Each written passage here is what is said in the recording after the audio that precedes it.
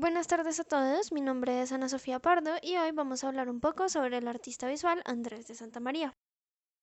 Andrés de Santamaría fue uno de los primeros artistas plásticos modernistas en Colombia. Él nació en Bogotá en 1860 y murió en Bruselas en 1945. Para entender bien las características de su obra es importante conocer cómo fue su vida. Como ya se sabe, nació en Bogotá en 1860, sin embargo, muy pequeño, a los 2 años, fue llevado a Inglaterra debido al trabajo de su papá, y algunos años más adelante, en 1878, se fue a París. En esta ciudad estudió en la Escuela de Bellas Artes junto a otros importantes artistas. Cabe resaltar que aproximadamente en esta época se estaba configurando el modernismo en Europa y en París específicamente se estaba configurando el impresionismo. Estas características y lo que aprendía en esta escuela fueron cruciales para la formación de su obra en un futuro cercano.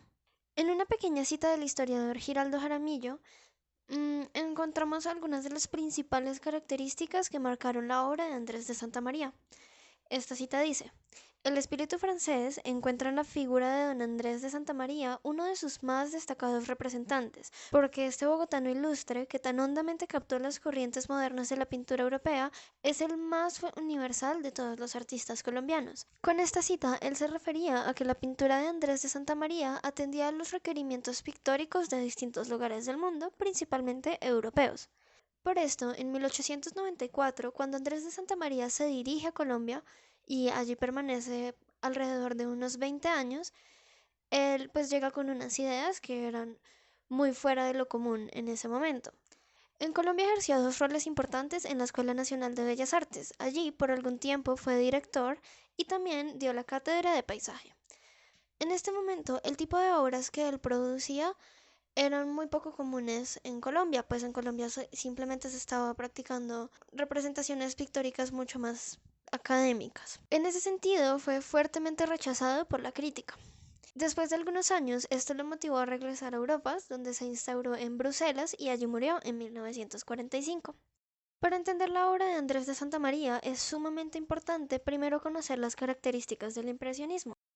Esta se caracterizaba por tener algunos elementos pictóricos definidos como la exaltación de la luz y del color. También utilizaban frecuentemente colores primarios, que son amarillo, azul y rojo, y también colores secundarios, que son los derivados de la mezcla de dos colores primarios. En este tipo de pinturas se da muy poca importancia a la profundidad. Por ejemplo, esto se puede evidenciar en el autorretrato que hizo Andrés de Santamaría. Aquí utilizan el color amarillo, el color azul, que son colores primarios, y también alrededor se pueden ver unos tonos verdosos, que es un color secundario que surge de estos primeros dos. También es claro en este autorretrato que la profundidad no tiene mucha importancia en este tipo de imágenes. Una de las características pictóricas más importantes es la falta de uso de líneas y el desinterés por la geometría. Como se puede ver en esta imagen, no hay una línea perfectamente hecha, sino que esta se hace con base en la diferencia entre luces y colores. Debido a esto, resulta de gran importancia la participación del espectador para poder encontrar el sentido de la imagen, puesto que no haber líneas estrictamente definidas, las personas deben pararse desde cierto punto para lograr ver unidad en las obras. Ya teniendo claras estas características propias del arte impresionista, sería muy bueno observar dos retratos pintados por Andrés de Santamaría en 1913 y en 1936. El primero de ellos es Niño vestido de verde. En este momento, este cuadro está ubicado en el Museo de Arte Miguel Urrutia, que pertenece al Banco de la República. Es un óleo sobre tela que mide 49.2 centímetros por 39.6 centímetros. Y la segunda pintura que me gustaría observar es la pintura Niña de cuello blanco, que se encuentra en el mismo museo. También es un óleo sobre tela y mide 57 por 44 centímetros.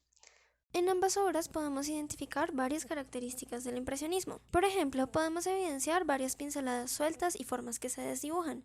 Esto se debe al empaste que él hacía, es decir, literalmente colocar el óleo sobre las telas dejando una gruesa capa. Esta técnica del empaste impedía la formación de líneas claras que delimitaran las figuras que presentaba en sus obras. Además, da cuenta de una eficacia y rapidez a la hora de pintar. Asimismo, con esta forma de representación poco realista, Andrés de Santamaría hace una especie de juego con la materialidad y los recursos plásticos que posee. Las figuras desdibujadas y este juego con la materialidad hacen que la participación del espectador sea indispensable. Esto se debe a que el espectador debe alejarse hasta cierto punto para apreciar una unidad con todas las figuras.